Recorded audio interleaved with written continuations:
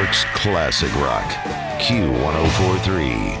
Ann Wilson is with us this morning here at Q104.3. Truly one of the world's most outstanding artists, one of the greatest singers on this planet, and we have her right here in the studio with us to celebrate the release tomorrow of her brand new album, Immortal, and a very interesting album it is. Welcome. Welcome. Thank you. Thank you for having me. So what was the genesis for the creation of this particular album? Well, we have lost many of our most iconic artists in the last 10 years, even less, last 5 years. And long about the time Chris Cornell passed away, I just thought I had to do something to honor these people. They were great songwriters.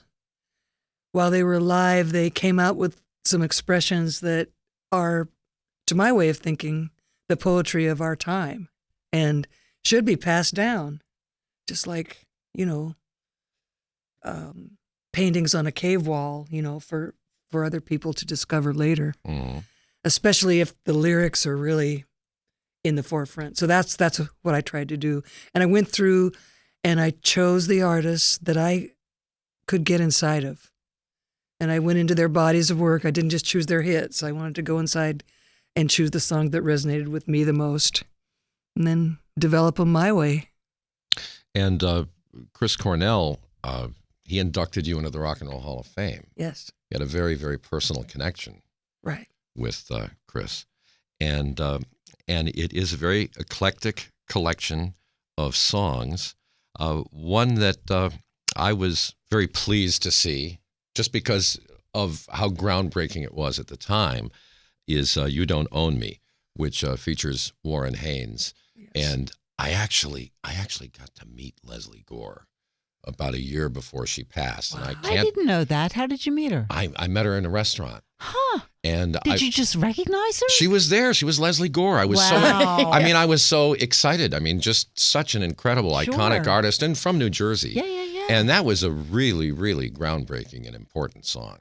Yes, it was. And back in when it was a radio hit for Leslie Gore, it was on one level, it was just her as a teenage girl, speaking out against the culture of 1964, right? Mm-hmm.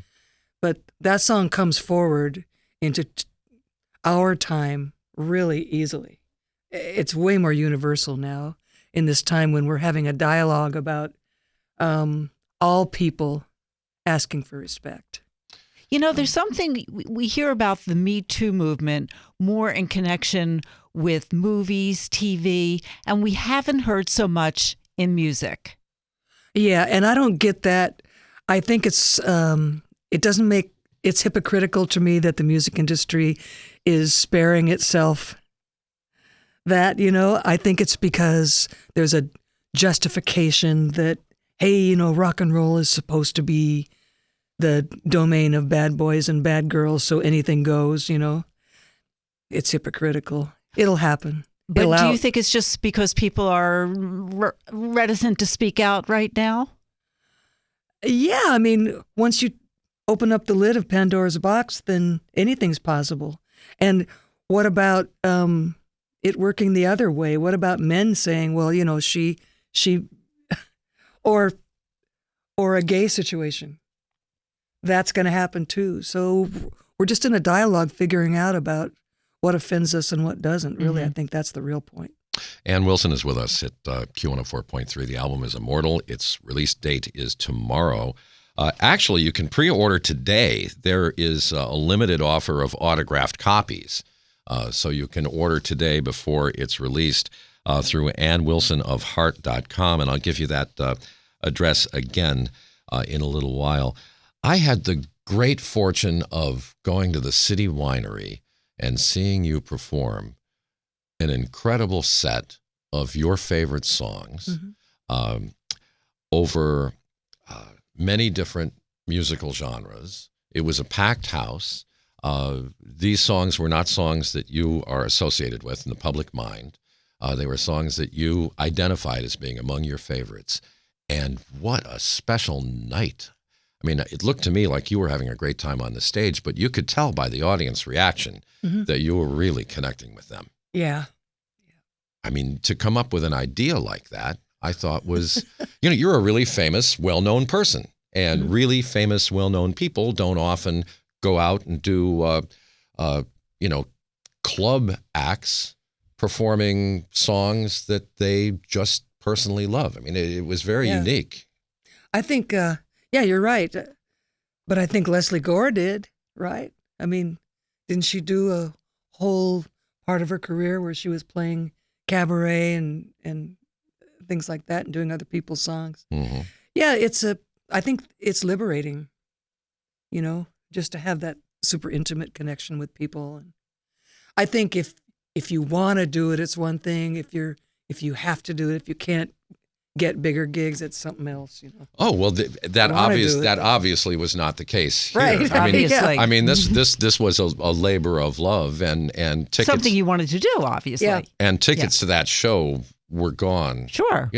I mean, I'm talking about a paid ticket. Okay, Yeah. I'm not no comp ticket for Jim for that show. No way. I mean, this was money. Right. This was money from my pocket and everybody else who was there as well. And to me, the freedom that you had to move outside of your own catalog and then have an entire universe of music Yeah. to choose from. Good way to put it. It just seemed like just putting the show together must have been so much fun. Yeah. When anything is possible. I grew up in a house where my parents played Frank Sinatra and Judy Garland and Edie Gourmet and, all those people, Ray Charles. And most of them never wrote a song in their lives, They were song interpreters. Mm-hmm. So I never grew up with the stigma that singing other people's songs had anything weird about it at all. So the City Winery type gig was just the perfect way to present that. And when you were on tour this past summer with Jeff Beck and Paul Rogers, you performed a similar set, right? Mm-hmm. Now, Paul Rogers loves analog recording. Yeah. And you recorded this album, Immortal, the old-fashioned way. To tape, yeah. And then transferred it over to digital for the ease, but it's going to sound really good on vinyl.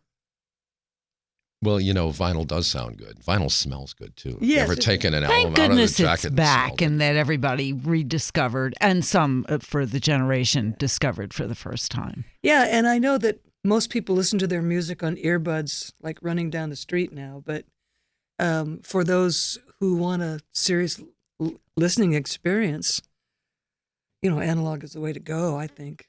Well, Not biased or anything. Well, but analog is the way that the human ear hears. Yes. It's a continuous wave as opposed to ones and zeros that have a lot of empty space between Right. them. Yeah. So analog is music as nature intended it to be. A lot of interesting songs on Immortal. Of course, Leonard Cohen is, practically a saint in Canada. Yes. I mean, Everywhere. Yeah, I agree. Let's expand that. yeah, but I mean, they practically shut the country down, for a few days of mourning when he passed Yeah. in Canada. And the fabulous song "Baker Street" by Gerry Rafferty. Mm-hmm. What a fantastic 1978 hit that was. Yeah, and I dared to take out the sax. The sax is not there. Oh. And people are so. I've talked to a few people who've gone, "Why Baker Street? Who plays the sax part on it?" And I go, "Well, no, it's minus sax. Let's just look at the words. Let's look at the song itself." Well, you are approaching those songs from a storyteller's perspective. Yeah. Right? Right? I mean, those songs were beautifully written. You're interpreting them in a way that's going to advance the story. Mm-hmm. And Baker Street's certainly a great song. Yeah. Now, back to black, Amy Winehouse. Now we're talking about a real tragic figure. Did you ever have an opportunity to meet her I did not. or see her perform?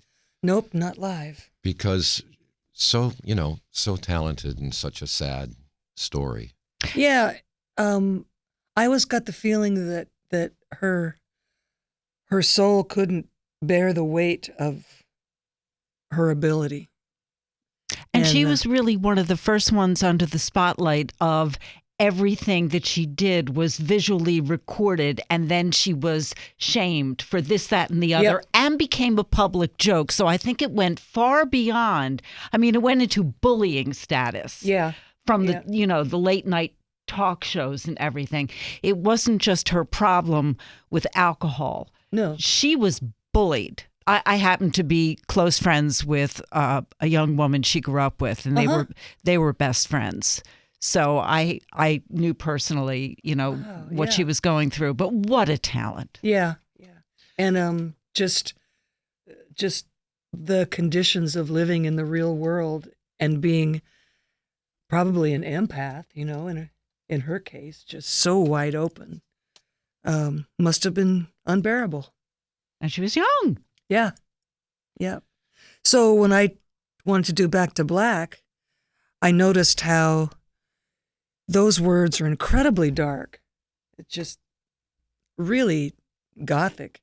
But yet she, for reasons of vulnerability probably, put them in this kind of casual finger snapping groove, just kind of toss it off a little bit so it doesn't hurt so much. And I thought, well, let's just remove that and just lay the song bare. Let's plant it in a gothic garden, and just see how it grows. One of the tracks on Immortal, and you recorded this particular one in honor of the late Jack Bruce, is Cream's Politician. Yeah. A lot of our young friends, barely remember Cream. Right. And they weren't around for very long. Right. But boy, what an they were saying goodbye, just about the time the whole world noticed who Cream was. They were saying goodbye. But to resurrect a track like that, there are going to be lots and lots of people who've never heard that song before. The very first version of it they're going to hear is yours. That's right. Yeah. That's right. That's a big responsibility. Yes, it is. And when I was recording it, I wanted it to be great, big, greasy, grimy, slithering, sexy, seductive thing, but low, just perverted thing as I could get. And so I got two guitarists to solo. One of them was Doyle Bramhall II. The other one was this unknown guy who's a friend of mine in Seattle named Tyler Boley. And Tyler is this far from being insane, I think. He's just incredible prog musician, but he's just really delicately balanced. So I thought, that's perfect, just here, I'm going to turn the tape on and you just go, So between Doyle and Tyler, this thing sounds like a great big lizard. It's slow, it's held back, and it's just all greasy. Ann Wilson with us this morning here at Q104.3. The album is Immortal. Its release date is tomorrow. It's on BMG. It features 10 very diverse tracks, each saluting the memory of an artist who has left us. Life in the Fast Lane, you recorded in honor of Glenn Frey. What a nice guy he was. Mm-hmm. Just a very, very nice guy. And with Life in the Fast Lane, you're dealing with one of the best known songs that you have on the album. Yes. If you say Life in the Fast Lane, people can hear it in their head. And what they're going to hear in a moment when they hear your performance is going to be a little bit different from what they're used to. Yeah. But lots of fun. Yeah, it's a butt shaking, more of a groove. It's more tribal. It's not so classic rock sounding. I've got this... Which we'll forgive you for, because we're going to play it anyway here on the Classic Rock Station. Well, it fits into a classic rock format, but I just mean it's... I know. Yeah, it's not quite so up and down, left and right. It's got some... Yeah, when my boss and I were first listening to it, he said, see, she hits this groove. Mm-hmm. She hits this groove. it's an unusual project. It is. You've put your very well-known name on this album, and I just can't imagine how excited you must be thinking about its release tomorrow. I mean, you've gone through release dates for albums, since you were a kid. Mm-hmm. But am I wrong, or is it still exciting? No, it's very exciting, especially since it's a solo album, and it's the first solo album I've ever worked on that has where the buck totally stopped with me. Mm-hmm. So is that a little scary? Yeah. It's scary, but in a wonderful way. Because if it fails or completely just goes away or something, I've got no one to blame but myself. I made all the decisions. I said, no, we're not going to do that. We're going to do this. And do you read reviews or no? I mean, because in today's world, everything becomes a review. Yes. Yeah. In fact, nothing happens unless the reviews say it's okay for it to happen. So, I don't know. I don't read them that often. But I do also work with a publicist who is always sending me here's all the reviews from the tour you were just on. Mm-hmm. Yeah, right. Yeah. And it's hard not to read them. Well, and especially if they're good. And you teamed up with an old colleague to help you with this project as well. Yes, Mike Flicker. Right. Yeah. And I was thinking I want to do this so that it sounds really good on vinyl, like we were talking about before. And I don't know anybody that knows how to get things sounding good better than Mike Flicker. I mean, he did the whole tape thing and an actual tape recorder. Yeah. A real one. And you have a television special that's coming up as well. Do we have any dates and times and networks yet, or is that still in the works? Well, I know it's coming out on Access and supposedly PBS. Okay. I'm not sure the individual dates yet because we're still editing it. And you recorded it this past spring. When we were on tour, we recorded in Chicago at the Arcada Theater. Okay. Now, the tour this summer, you were, I mentioned Paul Rogers before, and you were working with Jeff Beck, an ex-member of the Yardbirds. Yeah. Okay, now there's another ex-member of the Yardbirds who, every time we talk with him, he keeps on saying that he wants to work, but nothing ever seems to come together for him. Jimmy Page? Yeah, when all of this is over, why don't you just call the man up and offer him a job, will you? Yeah, well, that whole Led Zeppelin camp is very strange because they keep themselves kind of protected. Mm-hmm. And so if you try to come at them from the outside, you may or may not ever penetrate the bubble. Mm-hmm. But if they reach out, then... Okay, because he has said over and over again, maybe Jim, I want to work. I want to work. And you know something? Your touch. There is not another rock singer on this earth I can think of that could get next to that man, and you already know his material, and he can play your material. Yeah. I think you need to whisper it in his ear the next time he's here. You need to plant it in his head. Well, when he's saying he wants to work, does he mean he wants to do? He wants to play new stuff. He wants to play. That's all he just keeps care. saying. He wants to play. He wants to play. He wants to play. He's always saying he wants to play, but it seems like nobody wants to play with him because it's just. Well, of course, there's one person that doesn't want to play with him. I saw Robert Plant and the Shapeshifters a few months ago in Seattle, and they sound fantastic. Oh, they do a great show.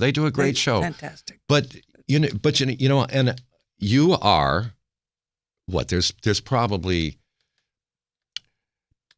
when I think of your peers as a rock singer, you could take all of them in the world and it wouldn't fill this room. Mm. I mean, well, thank you. Not blowing smoke where it doesn't belong, but right. I mean, it's just the truth. I mean, you have such an accomplished career. You're such a great singer. If Jimmy Page ever wanted to play and asked if I wanted to sing with him playing, of course I would just say yes in like a millimeter of a second. Mm-hmm. I wouldn't even have to think. And I've worked with John Paul Jones before, and he's a fantastic musician. Oh, and an outstanding arranger. such a gentleman. Do you remember some of the top 40 hits that you listened to when you were a kid? Mm-hmm. You know, like Herman's Hermits records. Yeah. That was John Paul Jones arranging those all that songs. stuff. I mean, Yeah. it's amazing. No, he's the unsung hero of Led Zeppelin. Mm-hmm. I mean, listen to songs like the Rain Song. You know, it's just. I remember once reading that Herman's Hermits was really Led Zeppelin with Peter Noon singing lead. Isn't that crazy? Now that's crazy, Well, right? because Jimmy Page would be playing guitar, John Paul Jones would be arranging it. Right. Now, your website is annewilsonofheart.com, and that's where our friends can pre-order a limited edition autographed copy of Immortal, and they can do that today. Of course, Facebook is official Ann Wilson, Twitter @Ann Wilson, Instagram Ann Wilson, and there's a YouTube channel, Ann Wilson of Heart. Now, on Instagram, there's a picture of you and a cardboard cutout of Cary Grant. Oh, yeah. Yeah, he came to one of our shows in Washington. He was standing outside my dressing room door. And so, yeah, the handsome man. What about, Tall, though, handsome man. Heart? What about Heart coming back? Yeah, just about everyone I've talked to today has asked me to comment on this rumor that there's a Heart reunion next year. And I haven't heard about that yet, but Nancy and I will be getting together soon to talk and see if we have any ideas on that. We will not ever be, I will never agree to going back out there in a mechanical money grab type way. At this point in my life, I'm not going to do that. You know, I'm going to make every minute count and make it real. So we'll talk and we'll figure out if we can figure out a fresh, new, cool way. Heart was conceived in an atmosphere of idealism, and that's how it has to be reconceived now for me to be interested in doing it. And with the album Immortal, it's possible. With the album Immortal, which comes out tomorrow, I thought this quote from you was very good. I just want to share it with our friends. It's not a tribute, but rather a chance for me to honor these great artists, to thank them for their messages they left while they lived. Mm-hmm. And the songs definitely come alive on this brand new album, Immortal, which will be released tomorrow on BMG. I'm going to see if I can find a way to get in touch with Jimmy Page. Ann Wilson, yes. thank you so much for joining us. Thank here you at so You're much. welcome. Thank you for 104.3. having me. And thank you for the album. Yeah.